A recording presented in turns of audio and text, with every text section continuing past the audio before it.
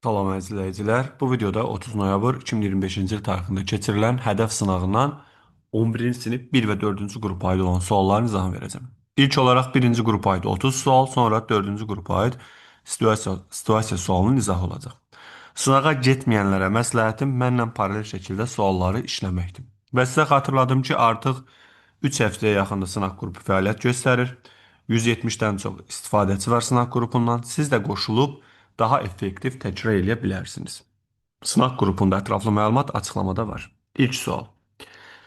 Görülən işin bu işin görülməsinə sərf olan zamana nisbətinə bərabər olan fiziki əməliyyat necə adlanır? Yəni bizdən soruşduğu A bölünsün T-dir, iş bölünsün zaman bizə gücü verir. Yəni mexaniki gücdür. C variantı. 32. Cismin çəkisi hansı cihaz vasitəsilə ölçülür? Çəki vektorial kəmiyyətdir. Düsturu da əgər sükunətdəki cisimdirsə, məsələn mg-dir. Çünki çəki haqqında əlavə bir məlumat da verim. Çəki ağırlıq qüvvəsinin təsirlə cismin dayağa və asığa göstərdiyi təsirdir. Və qüvvə olduğuna görə dinamometrlə ölçülür. Məsələn, buradakı menzurka həcm ölçəndi, manometr təzyiq, areometr sıxlıq, qollu tərəzidə kütlə. 33. Üfüqi səthdə düzxətli bərabər səthlərcədən cismə təzən dartı qüvvəsi 30 joule iş görərsə, sürtünmə qüvvəsinin işi nəyə bərabərdir? Bu da əvvəllər qəbula düşən bir sualdır. Düzxətli bərabər sürətli deyirsə, düzxətli bərabər sürətli olmaq üçün F dartı bərabərdir F sürtünmə olmalıdır. Ki, əvəzləyici qüvvə 0 olsun. Demək ki, burada əgər dartı müsbət 30 joule iş görürsə, sürtünmə də mənfi 30 joule iş görür. Çünki qiymətcə bərabər, istiqamətcə əks yönəlirlər. 34. Üfüqi səthdə 30 metr bölü saniyə sürətlə hərəkət edən cisim tormozlamağa başladıqdan 5 saniyə sonra dayanmışdır. Sürtünmə misalını hesablayın. Burada tormoz müddətini düsturun yazsam, T tormoz bərabərdir V0 bölünsün mü J'dir. Mü'nü tapanda mü bərabərdir V0 bölünsün JT. V0'ın yerinə 30, JT də 50. 5'te 3 yani 0,6. 35. Radiusu 40 santimetr olan çevrə üzrə bərabər səthli hərəkətdə radius vektorunun dönmə bucağının zamanlı asılı qraf verilmişdir. Məşq qasma təzinin modulunu hesablayın. Öncə radiusu qeyd edirəm. R bərabər 40 santimetr. O da 0,14 metrdir. Və A-nın bir neçə düsturu var. Burada işlədəcəyim düstur A bərabərdir. Omega kvadratı R düsturu olacaq. Çünki fiyə görə omeganı tapa bilərəm. Bu düsturdan omeganı tapanda omega bərabərdir fi bölünsün t, yəni 60 bölünsün 30, bu oldu 2. Gətirib bu düsturda yerinə qoysam 0,14 vurulsun 2'nin kvadratı 4, cavab olur 1,6. 36. Kütləsi m, sürəti v olan saatın saat əqrəbinin 4 saat müddətində impuls dəyişməsi nə qədərdir? Olar impuls dəyişməsi deməli 4 saatdir. Birinci saat əqrəbi. Deməli saat əqrəbinin periodunu yazsaq. Saat əqrəbinin periodu 12 saatdir. Və 4 saata baxsam, buradan 4 saatdan neçə dövr elədiyini tapıram. N bərabərdir, kiçik də bölünsün, böyükdir. Buradan 4 bölünsün 12, bu bərabərdir 3'də 1. 3'də 1 dövr edir. 3'də 1 dövrdə də impuls dəyişməsini tapsam, bu 120 dərəcə verir. Çünki 360 dərəcədir bir tam dövr. 3'də 1 dövrdə verəcək 120 dərəcə. Və P-ni tapanda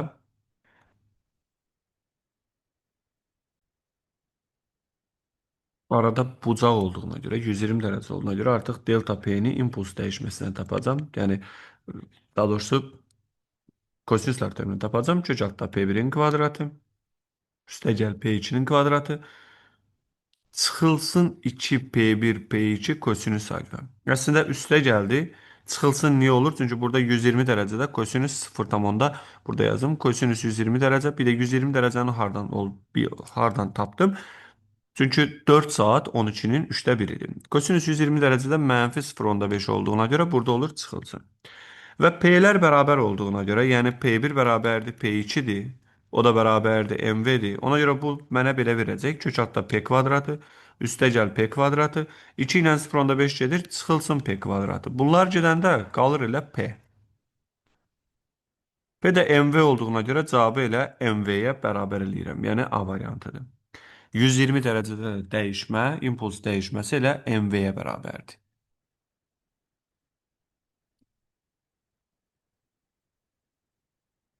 37. Kütləsi 20 kiloqram olan cisim şəkildə göstərilən 200 Newton qüvvə təsiri ilə üfüqi səthdə hərəkət etdirilir. Səthin sürtünmə misalı 0.2 olarsa, cismin aldığı təcilin modulunu hesablayın. Öncə bu cismə təslən dartı qüvvəsini burada üzərində qeyd edirəm. Bu 200 Newtondur. Sürtünmə qüvvəsi də hərəkətin əksinə yönəlir. Sürtünmə qüvvəsini də tapanda üfüqi səthdə ilə normal müəmc-ni işlədə bilərəm. Müəmc. Çemetləri yerinə qoysam 0.2 vurulsun 20 bölünsün, vurulsun 10. Deməli 0.2-ni 20-yə vuranda 4, bu da eləyir 40 Newton. Və təcili tapanda A bərabərdir. F çıxılsın F sürtünmə bölünsün M-dir. 200 çıxılsın 40 bölünsün 20. 160 bölünsün 20 cavab olur 8. 38.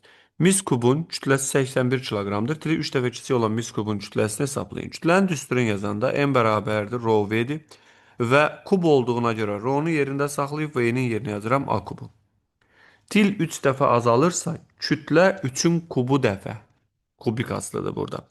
Ona görə də azalmalıdır. Ona görə yazıram m2 bərabərdir m1 bölünsün 3-ün kubuna. Yəni 81 bölünsün 3-ün kubu 27 cevap olur 3 kilogram. Yine qeyd edirəm. Kubdur və kubun da həcmi A kub olduğuna görə əgər til 3 dəfə azalırsa kütlə 3-ün kubu dəfə azalır. 39. Lingə təsir edən qüvvənin təsir xətti ilə lingin dayaq nöqtəsi arasındakı ən qısa məsafə qüvvə qolu adlanır. 40. Cismin impulsunun zamanlılığı bu şəkildədir. 3-cü saniyə suda cismə təsir edən qüvvəni təyin edin. Bu topuldakı sualdır. Birəbir eyni sualdır. Birinci işimiz buradan F'i tapanda F bərabərdir 5 dirikdir. Törəməsini almalıyıq. Törəmə alanda 4 üstə gəl 2t. Gətirib zamanla yerinə qoyanda, çünki 3-cü saniyə deyir, 4 üstə gəl 2 vurulsun 3. 2 dəfə 3-üm 6, üstə 4 gəlirəm 10 Newton. 41. İki cismin hər birinin kütləsini 3 dəfə azaldıb, aralarındakı məsafəni 3 dəfə artıranda onlar arasındakı cazibə qüvvəsi necə dəyişər? Öncə birinci halda yazıram. F bərabərdir J M1 M2 böl R kvadratı. Bu F1'dir. F2'ni yazanda F2 bərabərdir. J qalsın yerində. Hər birinin kütləsi 3 dəfə azaldı. Onda M1 bölü 3 M2 bölü 3. Aşağıda da məsafə 3 dəfə artdısa 9R kvadratı. Deməli bu J qalır yerində, M1, M2 qalır yerində, 9 düşür məxrəcə, 9 da var burada 81 R kvadratı. Yəni qüvvə 81 dəfə azalar. Çünki kütlələr hasillə düz asılıdır. Kütlələrin hər biri 3 dəfə azaldığına görə 3 dəfə üçün 9, 9 dəfə kəsirin sürəti azaldı. Məxrəc də 9 dəfə artdı. Beləcə qüvvə 81 dəfə azalmış oldu. 42. Yalnız sabit sürtünmə qüvvəsi təsir edən cismin sürətin zamanlastıq qrafiki hansıdır? Yalnız sabit sürtünmə təsir edirsə, buradan V bərabərdir. V0 çıxılsın mü gt-dir, yəni V0 çıxaq at-dir. Sürət bir qiymətdən başlayır, azalır. Çünki sürtünmə hərəkətin əksinədir. 43. Maşının mühərriki faydalı şəmsalı 25-50%dir. O, kütləsi 1.5 ton olan yükü 1 dəqiqə ərzində bu hündürlüyə qaldırır. Maşın mühərrikin gücünü hesablayın. Burada faydalı şəmsalın düsturunu yazacağın eta bərabərdir. MCH bölünsün N vur T vurulsun 100%'dir. Bu ifadədən N'i tapsam, yəni gücü tapsam N bərabərdir 100 MCH bölünsün eta vurulsun T. Kemetləri yerinə qoyaq. 100 yerində. Kütlə 1,5 ton. Bunu yazıram. 1,5 vuraq 10 üstü 3. Yəni 1500'dür. J10 hündürlükdəki 25 metr. Aşağıda isə deməli 1 dəqiqə deyir. 1 dəqiqəni çevirdim 60 saniyə və vurulsun 50 də yerində. Öncə burada sıfırlardan birini apardım. Sonra digər sıfırda ixtisar apardım. 5 ilə də bunu ixtisar aparanda burada 5 qaldı.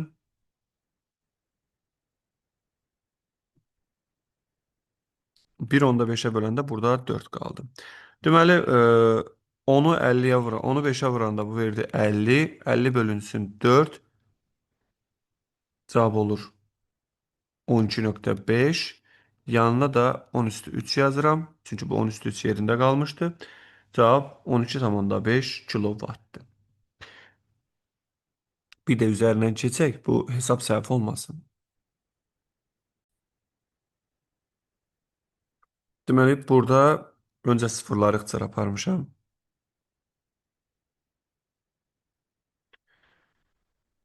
Daha sonra 25'i 5'e böldüm. Burada qaldı 5 və 6'ını da 1 onda 5'e böləndə 4 oldu. 4 qaldı. Onu 5'e vuranda 50, 50'ni də bölürəm 4'ə, 12,5, 10 üstü üstə qalır yerində. 44.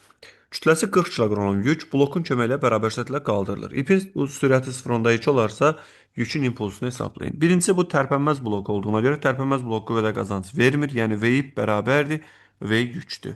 O da bərabərdir 0,2-dir. Yükün impulsunu tapanda bu M vurulsun V yük, kütlə 40 kiloqram vurulsun 0,2 cavab olur 8.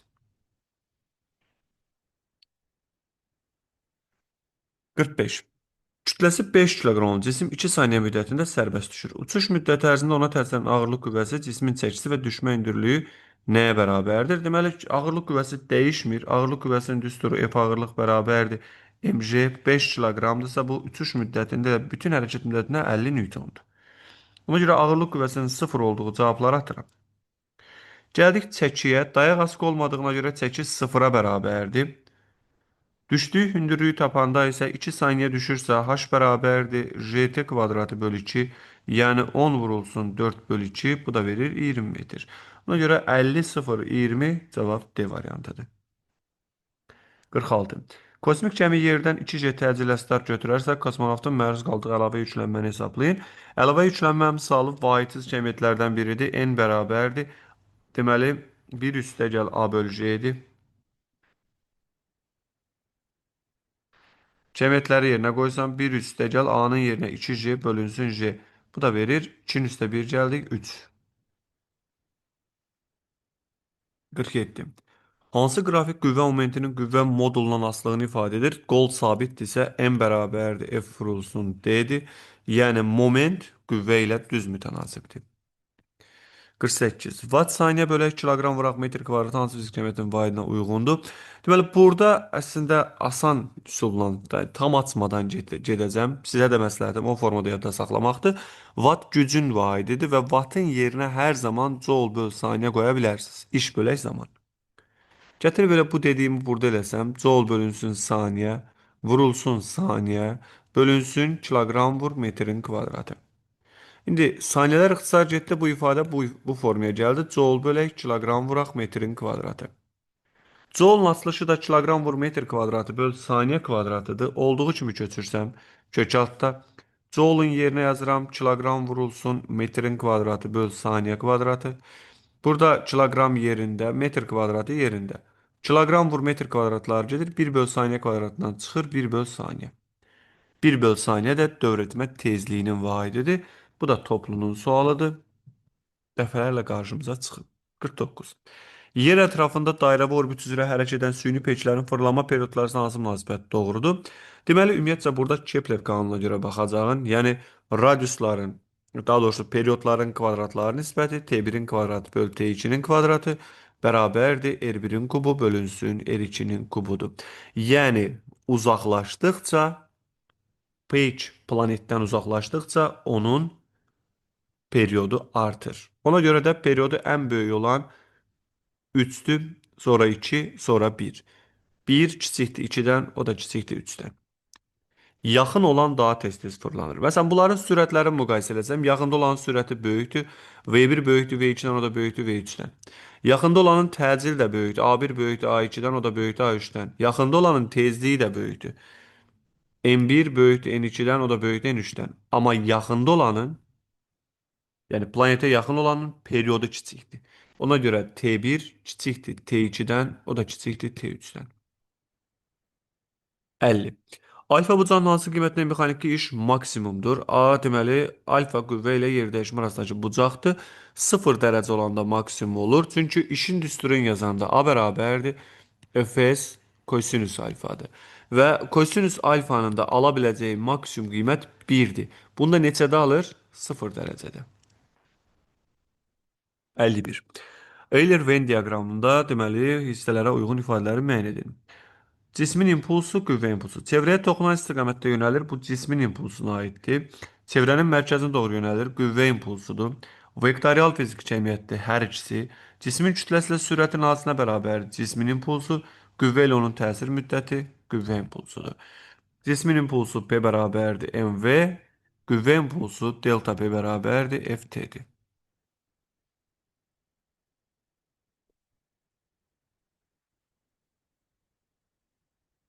52. Avtomobil mühərrikin gücünü dəyişmədən dartı qüvvəsini 2 dəfə azaltdıqda avtomobilin sürəti 2 dəfə artar. Niyə? Çünki n bərabərdir F vurulsun V-dir. Buradan V-ni tapanda n bölünsün F-dir. 2 və 3 yəni azalar və dəyişməz yanlışdır. 2 olan cavabları atdıq. Avtomobilin kinetik enerjisi 4 dəfə artar. Bu da doğrudur. Çünki mv kvadratı bölü 2-yə görə impuls da 2 dəfə artar. Cavab 1, 4, 6-dır. Kinetik enerjini də düz durun buraya yazım. Kinetik bərabərdir mv kvadratı bölü 2-dir. Əgər sürət 2 dəfə artırsa, kinetik kvadrat dəfə artır. 53. Hansı ifadələr səhvdir? Sürtünmə nəzərə alınmır, bölgülər məsafə bərabər. Tərpənən blok qüvvədə 2 dəfə qazanc verir. Tərpənən blok qüvvədə 2 dəfə qazanc verir. Bu doğrudur. Bizə səhvlər lazımdır. Tərpənən blok qüvvədə qazanc vermir. 2. Linç qüvvədə 3 dəfə qazanc verir. Qollarına baxsam, qollardan biri 2-dir. Digəri isə 1, 2, 3, 4, 5, 6-dır. Yəni lincin qazancını tapanda 6 bölü 2 bərabərdir 3 dəfə. Buna görə 3 dəfə qazanc verir. Bu da doğrudur. Sistem qüvvədə 4 dəfə qazanc verir. Yanlışdır. Bizə yanlışlar lazımdır. Sistemin qazancını tapanda 3 vur 2 bərabərdir 6-dır. Sistem 6 dəfə qazanc verir. Doğrudur. Tərpənən blokda ipin sərvəsinə təsir edən qüvvə 5 Newtondur. Bunu tapmalıyıq. Sistem 6 dəfə qazanc verirsə 6 vur 10 60, 60-ı da 6-ya böləndə 10 Newton edir. Bu da səhvdir. Cavab 2, 4, 6. İndi qüvvəni tapmağın, çünki burada qüvvəni hesablamadıq, qüvvəni tapmağın bir neçə üsulu var. Bu üsullardan biri belədir. Bura F-dirsə, bura da F-dir. Beləcə bu lincə bura təsir edən qüvvə nə qədərdir? 2F. 2F'in qolu 6-dır. Ona görə yazıram 2F vurulsun 6. Bircə saniyə bu doğrudur, amma yox, digər tərəfdə 2-dir. Bərabərdir. MJ vurulsun, yəni 6 vuraq 10 vurulsun, qolu neçədir? 2. Hər tərəfdən 2-ləri apardım. Buradan 6F bərabərdir 60-a. F bərabərdir 10. Bizə isə 5 deyir. Yanlışları istəyirdi. Cavab 2, 4, 6-dır. 54. Cismin sürəti 10 üstəgəl 2 t qanunla dəyişir. 5 saniyə müddətdə cismin orta sürəti neçə metr bölü saniyə olduğunu hesablayın. Deməli, burada bərabər təcil hərəkət üçün hazır düsturdan istifadə edəcəyim. Birinci V0 qeyd edirəm. 10-dur. 5-ci saniyənin sonunda V-ni tapanda 10 üstəgəl 2 vur 5. Bu da verdi 20. Və buradan orta sürət tapanda V orta bərabərdir. V üstəgəl V0 bölünsün 2-dir. Bu əslində trapesiyanın sayəsindən çıxan bir düsturdur. 20 üstəgəl 10 bölü 2. 30-u da 2-yə böləndə 15. 55. 20 metr bölü saniyə sürətlə şaquli yuxarı istiqamətdə atılmış 100 qram kütləli cisim maksimal qalxma hündürlüyündə potensial enerjisi neçə joule olduğunu hesablayın. Havanın müqaməti nəzərə alınmırsa, deməli Y kinetik 0, bu bərabərdir. Y potensial max, o da bərabərdir Y tam. Yəni cismin başlanğıcdakı kinetik enerji maksimal hündürlükdəki potensiala bərabərdir. Ona görə kütlənin yerinə 0,1 yazıram. O V kvadratı, yəni 20-nin kvadratı 400 bölü 2.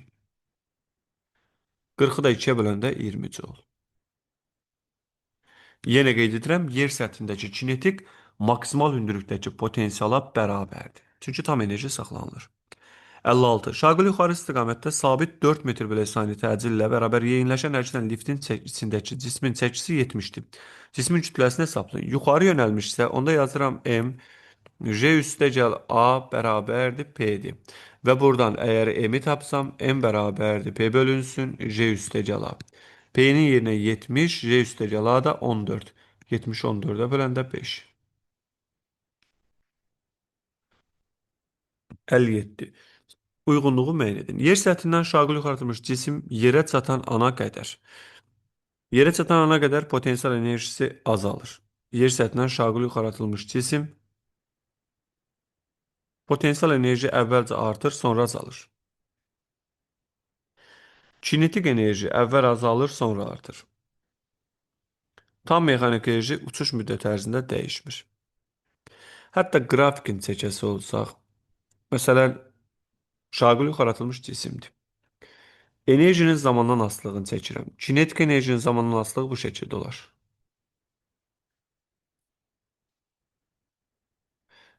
Y tamdan başlayır. T qalxmada maksimal qalxma hündürlüyündə olur 0. T uçuşda, yəni yerə dəyəndə yenə həmin qiymətini alır. Ona görə də kinetik enerji öncə azalır, maksimal hündürlükdə 0 olur, sonra artır. Potensial enerjinin qrafikini ona görə yazdı. Uçuş müddəti ərzində əvvəlcə azalır, sonra artır. Bu kinetikə getdi. Potensial enerjinin qrafikini çəksək, yerdə olanda potensial enerji 0 idi, artdı, sonra təzədən azaldı. Bura T qalxma nöqtəsidir. T qalxmada tama bərabərdir. T uçuşda yenə sıfırdır. Yəni əvvəl artdı, sonra azaldı. Tam enerjinin zamandan asılılığını çəksək, tam enerji isə zamandan asılı deyil.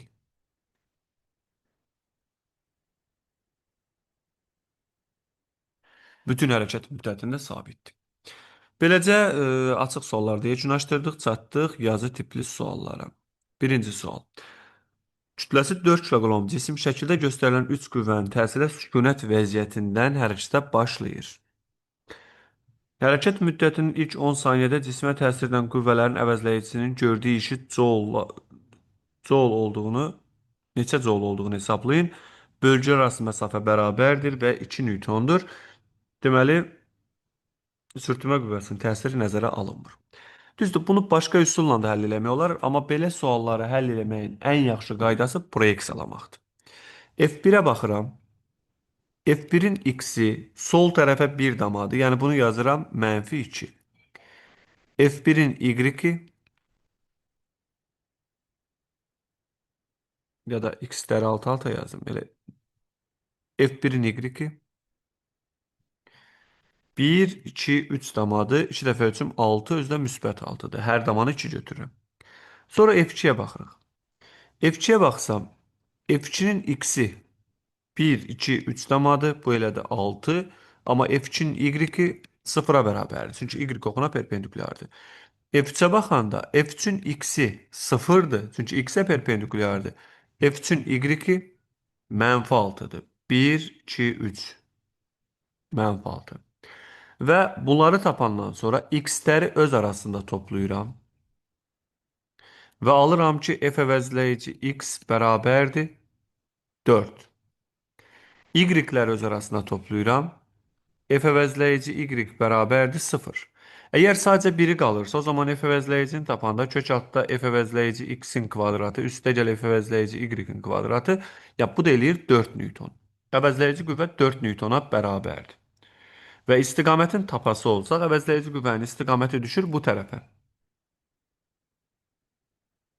Baxın, əvəzləyici qüvvə belədir. 10 saniyədə deyir ki, görülən işi tap. İşi tapanda işin düsturunu yazıram. A bərabərdir F vurulsun S. F əvəzləyici vuraq S. Burada əvəzləyici qüvvəni tapmışam 4 newton. S-i tapanda sükunətdən başladığına görə S bərabərdir AT kvadratı bölünsün 2-dir. Və A-nı tapsam A bərabərdir F əvəzləyici bölünsün M. 4 bölək 4 təcil 1-dir. Gətirib yerinə qoysam 1 vurulsun 10 saniyə. Yəni 100 bölü 2 oldu 50 metr. Gətirib yerinə qoyuruq. Burada 4 vurulsun 50. Cavab olur 200 joule. Deməli, burada həll ardıcılığı bu şəkildə oldu. Birinci işimiz əvəzləyici qüvvəni tapdıq. Bunu necə tapdıq? Proyeksiyalayaraq. Və tapdıq ki, əvəzləyici qüvvə 4 newtondur. Əvəzləyici qüvvəni tapandan sonra təcili tapdım. Çünki işi tapmaq üçün A-nı bilməliyəm. Təcil tapandan sonra S-i tapdım. A bərabərdir F-ə görə iş hesabladım. Qəşəng sualdır.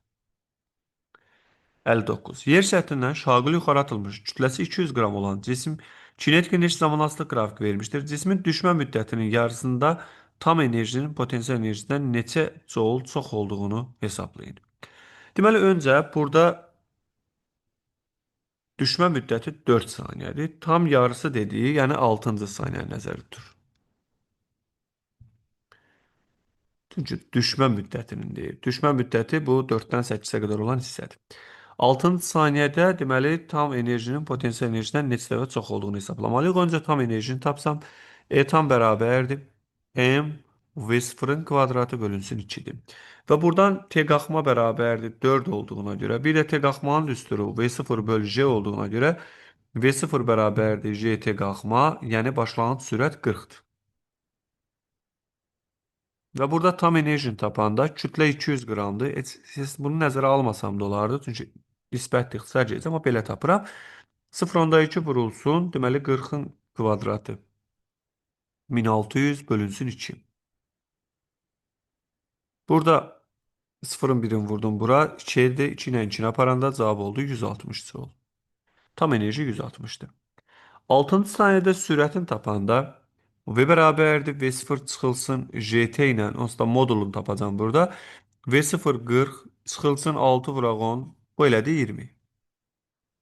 Kinetik hesablasam ya kinetik bərabərdir M V kvadratı bölünsün 2'dir. Yəni 0,2 vuraq 400 bölünsün 2. Bu da verir 40 joule. Bizdə isə deyir ki, potensial enerjiden nisbə çoxdur. Potensial enerjisini tapanda Y potensial bərabərdir. Y tam çıxılsın Y kinetik. Tamın yerinə 160, kinetikin yerinə 40 yazanda cavab oldu 120. Nisbətini tapsam Y tam çıxıl bölünsün Y potensial bu bərabərdir. 160 bölünsün 120 cavab olur 3'də 4. Baxın, birinci məsələ tam enerjini tapmaqdır. Tam enerji m v 0'ın kvadratı bölünsün 2'dir. Kütlə 0,2 kilogram, V0 40'tır. V0'ın 40 olduğunu buradan hesapladım. 40'ın kvadratı 1600. 1600'ü vurdum 0,2'ye. Böldüm 2'ye. Oldu 160. 160 joule tam enerji var. Sonra bize deyir ki, düşmə müddətinin yarısında. Düşmə müddəti 4 saniyədir. Yarısı 6-cı saniyəyə gəlib çıxır. Bunun da yarısında sürəti tapdım. V0 çıxış gt ilə 20'dir. Sürətdən istifadə edib kinetik hesapladım. 40. Potensial da tapanda tamdan kinetikə çıxdım. 160 çıxaq 40, 120. Və potensial enerjiden tamın neçə dəfə çox olduğunu dediyinə görə 160 da 120'yə böləndə cavab olur 3'də 4. 3'də 4 dəfə çoxdur. 60. Kütləsi 50 kiloqram olan cisim sürtünmə əmsalı 0,2 olan üfüqi səthdə bərabər sürətlə hərəkət edir. Dartı qüvvəsi 120 Newton olduğunu bilərək cismə təsir edən havanın müqavimət qüvvəsi neçə Newton olduğunu hesablayın. Deməli, kütlə 50 kiloqram, dartı qüvvəsi 120'dir. Bunu kənarda qeyd edək. F dartı bərabərdir 120'yə. Üfüqi səthi sürtünmə qüvvəsini hesablasam, F sürtünmə bərabərdir μmj'dir. Yəni 0,2 vurulsun 50 vurulsun 10. Bu da 2 vurulsun 50 eləyir, yəni 100 Newton. Amma bizə deyir ki, bərabər sürətlə hərəkət eləyir. İndi bu cismi burada təsvir eləsək, təsəvvür eləyək ki, belə bir arabadır. Bunu irəli çəkən F dartı qüvvəsi verilib. Hərəkətin əksinə sürtünmə qüvvəsi var. Amma bu qüvvələr bir-birindən fərqlidir. Bir də hərəkət bu tərəf olduğuna görə hərəkətin əksinə bir müqavimət qüvvəsi yaranır. F müqavimət. Çünki bərabər sürətli olmaq üçün əvəzləyicinin 0 olmağı lazımdır. Yəni F dartı bərabərdir. F sürtünmə üstəgəl F müqavimət olmalıdır. Buradan da müqavimət qüvvəsini tapanda, yəni müqavimət qüvvəsinin orta qiymətini tapırıq. Müqavimət qüvvəsini tapanda F dartı çıxılsın F sürtünmə. Dartının yerinə 120, sürtünmənin yerinə 100 cavab olur 20 Newton. Havanın müqavimət qüvvəsi 20 Newtona bərabərdir. Burada qeyd eləməlisiniz ki, bərabər sürətli olduğuna görə əvəzləyici qüvvə 0'dır. Çünki Newton birinci qanunu bizə bunu deyir. Əvəzləyici qüvvə 0'dırsa, deməli dartı sürtünmə ilə müqavimətin cəminə bərabərdir. Birinci qrup sualını yekunlaşdırdıq. İndi dördüncü qrupa aid situasiyaya baxırıq. Kütləsi 4 kiloqram olan cisim şəkildə göstərildiyi kimi 3 qüvvənin təsiri ilə sükunət vəziyyətindən hərəkətə başlayır. Bölgülər arası məsafə bərabər və 2 Newtondur. Sürtünmə qüvvəsi nəzərə alınmır. Cismə təsir edən qüvvənin əvəzləyicisinin modulu neçə Newton olduğunu hesablayın.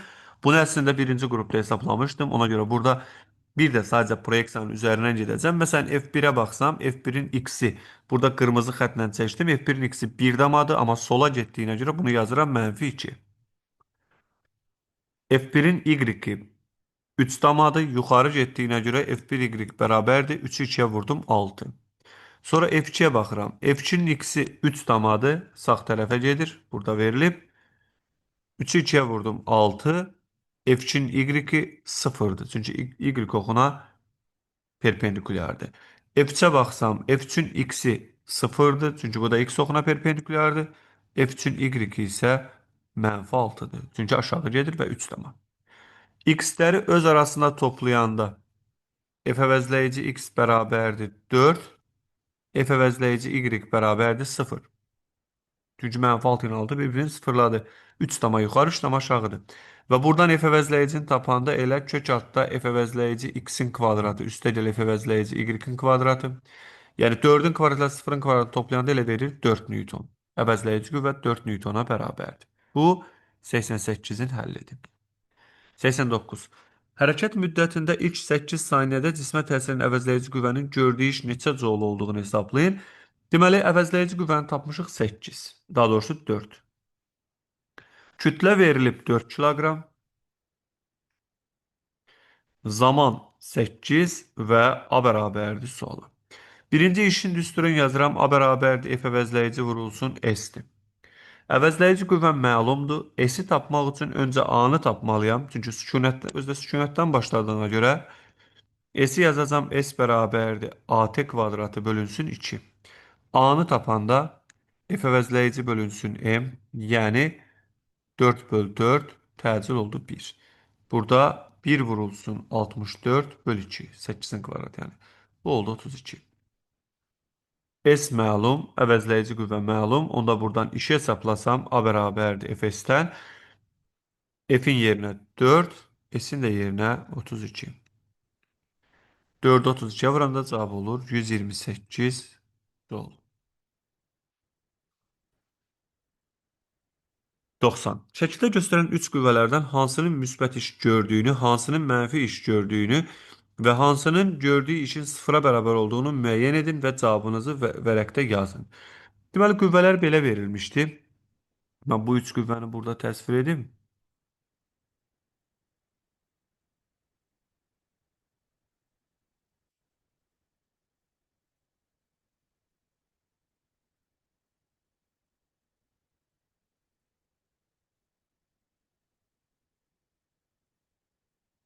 F1, F2, F3. Bu şəkildə 3 qüvvə verir. Birinci işimiz bu 3 qüvvənin əvəzləyicisini tapmaq idi. İlk sualda tapmışdıq və əvəzləyici qüvvənin proyeksiyasında baxırdım ki, əvəzləyicinin x-i 4-dür. Yəni sağ tərəfə 2 dama qalır. Əvəzləyici qüvvə düşür bu tərəfə. Əvəzləyici qüvvə demək həm də hərəkət istiqaməti deməkdir. Və biz də bilirik ki, hərəkət istiqamətində yönələn qüvvə müsbət iş görür. Yəni A2 böyükdür sıfırdan və yaxud F2 qüvvəsi müsbət iş görür.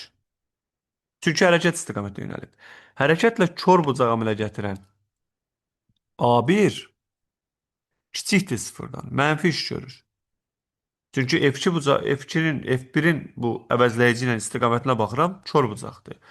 A3 isə iş görə bilmir. Çünki hərəkətə perpendikulyar yönəlir.